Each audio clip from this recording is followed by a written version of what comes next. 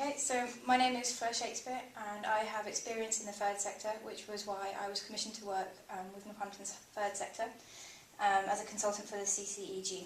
And so the topic of my presentation is the social earnings ratio in Northampton's third sector. And to be more precise, we're going to be looking at my project aims, the Brandonomics social earnings ratio and the results that I found, as well as the findings and the comparative analysis. And also looking further into the analysis of the social earnings ratio in the third sector, and then finally some concluding points. So first of all, to tell you more about my client is David Ward, who is the Managing Director of the Northampton Volunteering Sector. And the Northampton Volunteering Sector works with a lot of third sector organisations within Northampton. So they help with volunteering schemes, but they also have their own schemes, which are driving people from for hospitals, for example. So my aims are based on his specifications, and the first aim was really to understand if the social earning ratios could be put into the third sector and how it applies to the third sector. So we decided that this would be done through measuring 3 local organisations in Northampton. And then also to kind of fit the criteria of, we're analysing the third sector here. So the main issues in the third sector are the vulnerability that it has to funding, and also its constant reliance on funding. So we're going to try and associate the social earning ratio with external funding. And also another issue is there's no standardised social impact metric within the third sector. Now this is a sector that obviously creates loads of social impact and is constantly bidding for funding, yet there's no standardised measure. However, that doesn't mean that there aren't any. There are, for example, social bonds, but these come with a lot of risk, and third sector organisations don't like to take on risk. And there are other ones, for example, such as the SROI, which is the social returns on investment. But this is a very time-consuming process, and it's really based for the private sector more than the third sector. So this is time-consuming, but it consumes a lot of resources because it involves training within the organisation and outside the organisation, so it doesn't necessarily fit within the third sector. So what we're going to be looking at then is the social earnings ratio, which was developed by Brandonomics. And so their definition of the social earnings ratio is the first social impact measurement tool that can consolidate your brand's positive impact into a single number that accurately quantifies your responsibility to the larger society. Now, I don't really want to explain to you what the social earnings ratio is. I would prefer to demonstrate to you through my work what the social earnings ratio is and what values you get from making it. But however, I would like to talk about the data requirements first, because there's a key element of the social earnings ratio. So the data requirements are the sentiment value, which is available from socialmention.com. So this is just every time that it's mentioned on social media, whether positive, negative or neutral. The number of beneficiaries it reaches, as well as financial data. So all this data is generally publicly available through the Charities Commission's website, as a yearly financial review is required from each charity. But also each charity, some charities also giving a summary information return, a SIR. But this is an optional choice. But this sometimes gives more information on the number of beneficiaries, for example. So a lot of this data is publicly available. And all the research that I've done, with the exception of Northampton's Volunteering Centre, was done through public data. So this shows that the data is available and it's quite simple to measure. And also, it's also important to note that a lot of this data, if it's not publicly available, it's very likely to be publicly recorded, because charities, when they apply for funding or they bid for funding, they often need to talk about who they help and how many people they help. So it is very likely to be internally recorded as well.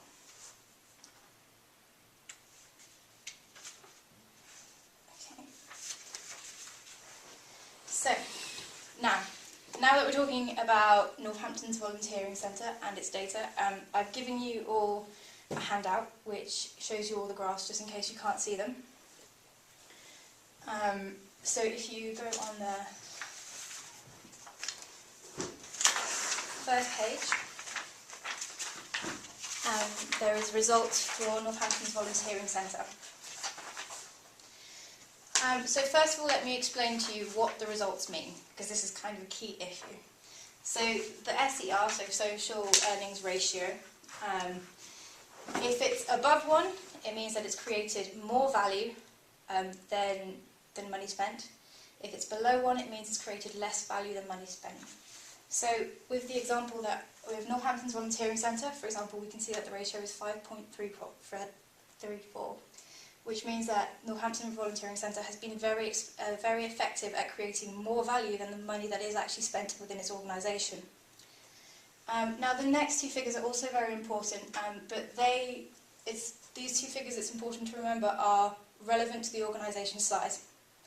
So this is social impact in millions of pounds and added social value in millions of pounds.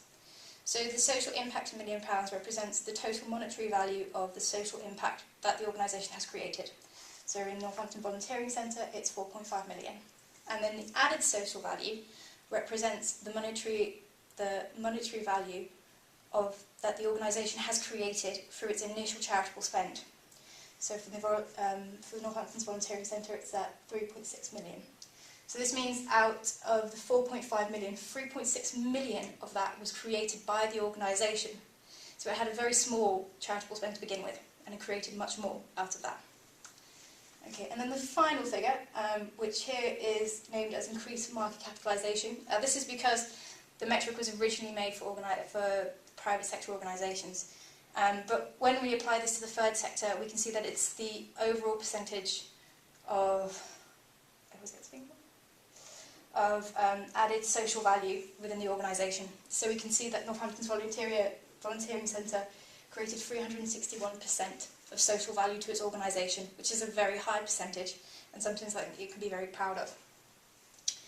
And the last three figures just demonstrate where the social value's gone.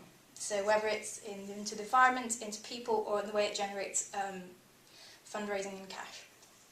So we can see that Northampton Volunteering Centre, because it works with volunteers, 81% of its impact was in people.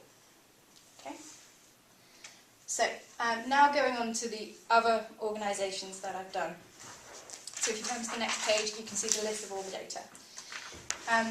So Northampton's third sector organisations, the ones that were chosen were, as I've just said, the Northampton Volunteering Centre, Dostio, which is a charity, very small charity that works within Asian communities. So this represents Northampton quite well because it's the largest minority within Northampton. And then the other one is Northampton's Hope Centre. This organisation was chosen because it's an upcoming organisation within Northampton, and it also deals with one of the biggest problems in Northampton, which is homelessness. Okay, we'll go into the figures later as well. I'll just show you the organisations that I've done so far. So I also measured national third sector organisations to benchmark against Northampton's third sector organisations, but also to show that this ratio applies to all sizes of organisations. So the organisations that I chose are Women's Aid, Christian Aid and the Citizens Advice Bureau. Now these were chosen to represent the diversity of the third sector because there's all types of organisation within the third sector. So Women's Aid, for example, is still a relatively small organisation, and it deals with violence towards women. And on the other hand, Christian Aid is a huge organisation which deals within and outside the UK with larger humanitarian problems. And then we have another very large third sector organisation, which is the Citizens Advice Bureau, which obviously everyone knows. It's everywhere in the UK, and it gives legal advice to anyone who's living in the UK. So these are it's very important to represent the diversity of the sector because there's loads of different organisations included. So I also measured Northampton's private sector as another benchmarking tool against this. I also included an organisation that represents the arts in this. So on the final column you can see the Royal Durham-Gate, which is a local organisation within Northampton, which is in the arts. So this really shows that this metric can apply to any type of organisation. Now, the organisations that I chose within Northampton's private sector are headquarters within the private sector of Northampton. This is very important to note as they're much larger organisations than simply businesses. So there's Travis Perkins, and there's Carlsberg, and there's Avon Cosmetics. Now, you might have noticed there's a slight difference within these measurements, and this is because when you use the social earnings ratio within the private sector, there is another measure to be taken into account. Now this is tax avoidance and pay disparity. So this doesn't apply to the third sector due to the fact that the third sector doesn't pay tax. But it makes a massive difference in the private sector. So we can see, for example, that Travis Perkins went from a ratio of 1.15 to minus 12.13. So this makes a huge difference, and it really represents the actual impact that these organisations have within the third sector, within their communities. Okay, so another way to represent the data that I found was through spatial mapping. So this is something that the social earnings ratio wants to take on, is create a spatial mapping, so it really creates a sense of locality and also a data platform so that all sectors and all organisations can refer to. So I've made one of these for the research that I've done. So, as we can see here, this is the map of Northampton. So we have the organisations within the third sector here and the private organisations here.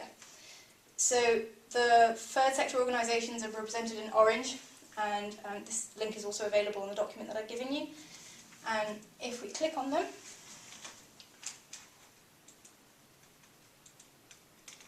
their data value comes up. So the idea really is to represent, it's on the last page of your document as well, just in case, is really to represent that this really brings back to locality, so all sectors can use this as a reference point to see which organisations are close to them, what these organisations do, and what social impact these organisations have. So what I've done as well is I've made a comparative later with the private sector organisations, so you can kind of see where the third sector organisations are and the private sector organisations are. Okay.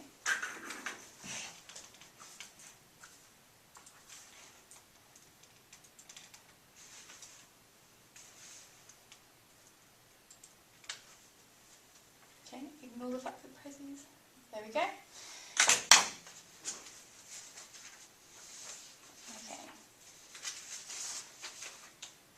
Okay, so now if we look into the findings and the comparative analysis that I've done. Now I'm going to explain these through a series of graphs. So the first graph, which is also in the booklet that I've handed you, is a comparative graph between Northampton's private sector and Northampton's third sector. So in the first row of columns here we can see the social earnings ratio, the social impact in millions, and the added social value. Now all the organisations in red are Northampton's third sector, so we can see that they all have a positive impact. And the organisations in green are obviously the private sector, so we can see that they're very far in the negative. With the exception, of course, of Avon Cosmetics. And this is because Avon Cosmetics lacked data on pay disparity and tax avoidance. So we can see that this makes a huge difference in terms of their total social impact. However, their social earning ratio remains relatively low. It's also remember that the social impact and the added social value is according to the organisation's size. So an organisation like Avon Cosmetics is huge compared to Dostio, so it's normal that there's this huge gap between the two. But overall, what we can see is really that the third sector organisations come on top on this ratio, which is the most important. That we really see that their social value on top of large CSR spends, which are meant to create social value or give the illusion of creating social value, whereas this ratio really puts in perspective the true social value. Okay. So the next graph then is really an overview of all three sectors. And this deals with the last figure in the social earnings ratio. So this is the percentage of social impact gained, or the overall social impact of the company. So we mentioned with Northampton Volunteering Centre, this was 360%. So we can see it here. So this graph has been really divided into 4 categories. So the last one is the arts, with a percentage of 54%, which is relatively high and demonstrates their aims to create social value within the community. And down below, quite far below even, in green we can see the private sector organisations that don't do very well, even organisations such as Avon who don't have the tax avoidance and pay disparity. Their overall social impact of the organisation is really low.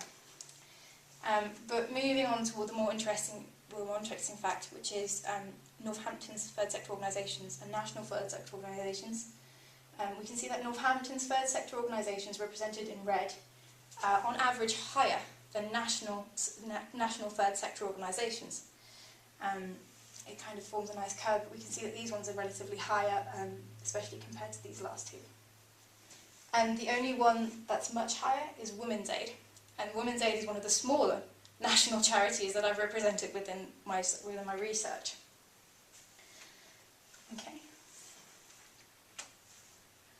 So I thought it would be then interesting to look further into comparing Northampton's third sector and national third sector. So in the two graphs here, we can see in blue is the social earnings ratio, in red is the social impact in millions, and in green is the added social value. So obviously what we can see in general is that the two strongest organisations are Northampton's Volunteering Centre and Dostio. And then the third one is Women's Aid.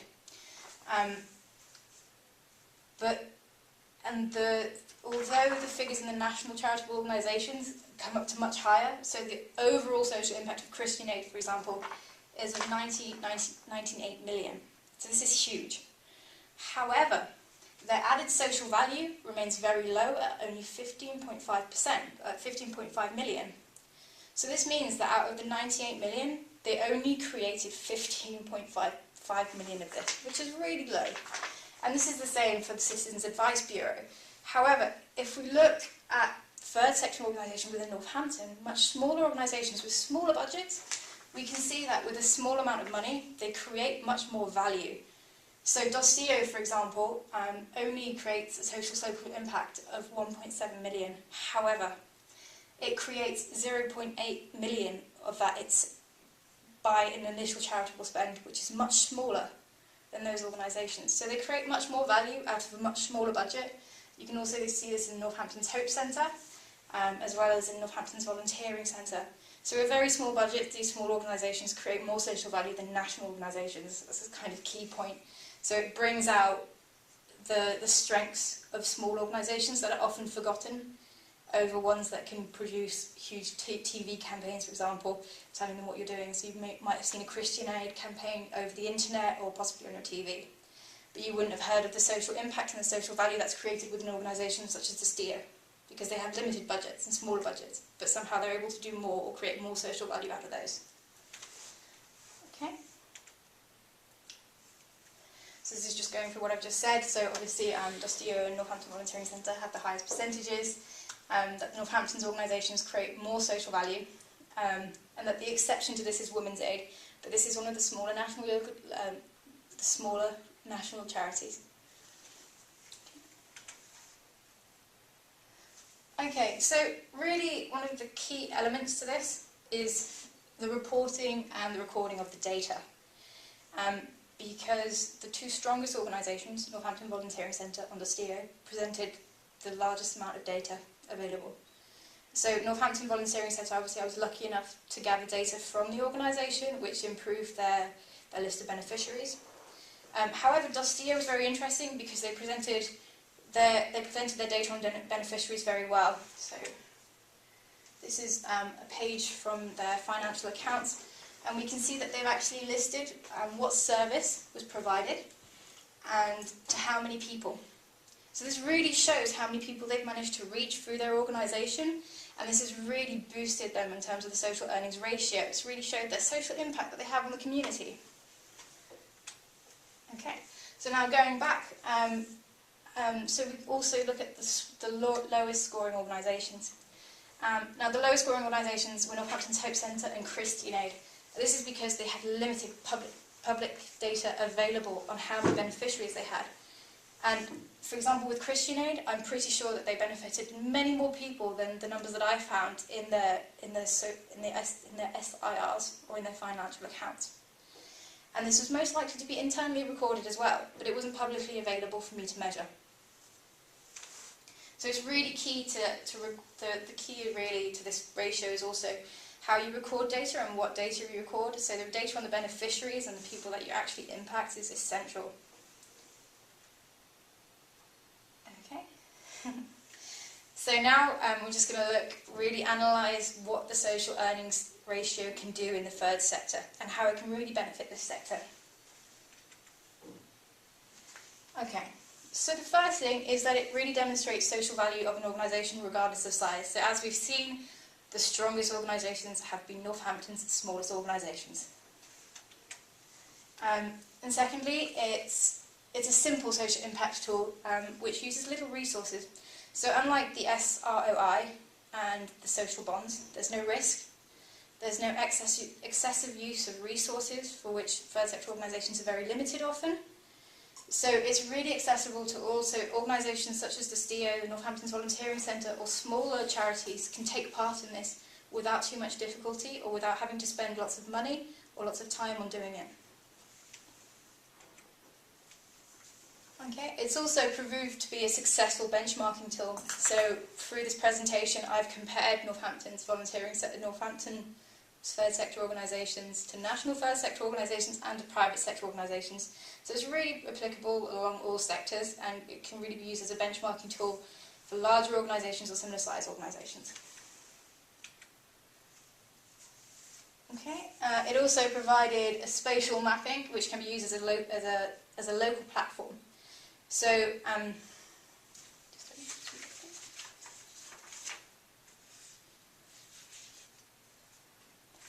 so it can really be used to connect, for example, different sectors. Okay, and it can also be used as an internal tool for charitable organisations, so they can use it to monitor themselves, and to monitor their progress over the year. So this can be done annually, or it can be done monthly. It's really up to them, but it can be used as a tool to see how much social value they're creating and how many people they're actually impacting.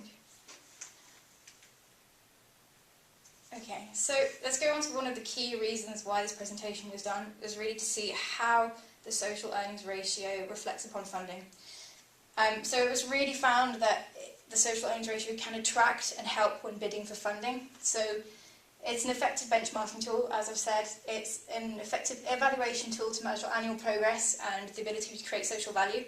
So these can be used when bidding for funding, but also when applying for larger funding showcases, for example, the NEP, which has just come into Northampton. Also, it can be used as a social, it can also create a local social map, which can be used as a funding reference point for all types of organisations, whether it's private or public sector organisations. So this can really, the spatial mapping can facilitate the allocation of funds. So within the public sector, for example, there's always an allocation of funds which is for the third sector. So with the spatial mapping, they could look at which organisations have the strongest ratios, which collect the strongest social value, and they can choose from the spatial mapping without having too many difficulties into looking into their data and to their profiles. And additional for the private sector as well, the private sector is often badly portrayed within this ratio, which means that if they are on this platform, they'll be seeking to improve their CSR. Now this can be done through linking or supporting one of these charities, which is a platform they have in common, so the private sector is more likely to use it because it's something that they understand, that's simple to use, where they, as with the public sector, they don't have to look into how many people they're helping, long reports, they just have to look at the simple figure of their social value or their social impact in millions. Okay. So bringing this back to Northampton, one of the biggest funds within Northampton is the Northampton's County Partnership Funds Grant Scheme. It's a very long name. And two of the criteria for this scheme is making every pound go further and creating empowered communities. Now, this can be related to the social earnings ratio. Making every pound go further is simply your added social value, or even your social earnings ratio. And in the same way, creating empowered communities, the local spatial mapping provides that, because it allows all types of organisations of all sizes to get onto the social mapping and show who they empower and how many people they empower. So it really shows their social impact. So it can be related to funding very closely. Okay, however, there are lots of recommendations to help this in the third sector.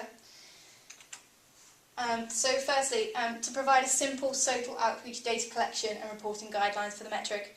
So this is really just providing a guideline for charities to help measure how many beneficiaries they have, whether it's individuals who measure how many people they've helped during the course of their year or during the course of a month. It's just simple guidelines that would help charitable organisations measure this more effectively, and this is something that the CCEG as well as Brandonomics could help them develop.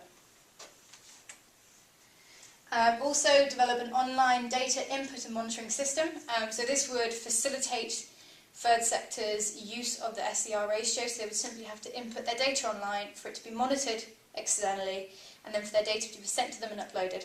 So it would be really that simple for them to get their social earnings ratio, so it would be accessible to all with really limited resources, which is key.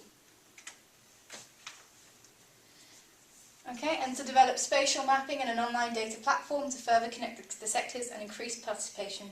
So the more organisations, whether they're private, public or third sector, that are on this platform, the more will get involved. So really, if we create a spatial mapping sense where there are many third sector organisations, many private sector organisations, this will encourage more to join. So the creation of this platform is essential, but it also helps connect each section, whether it be the private sector seeking to fund the third sector, or the public sector seeking to distribute funds. Okay. Also, one of the key recommendations here is to develop collaboration with the Charity Commission. So in recent news, the SIR returns, which I spelled wrong here, sorry, are being scrapped. So next year they will not be recorded on the Charity Commission's website. So there is a potential here for a new innovation in terms of how we record social impact, and they're clearly looking for new ways to get more people involved.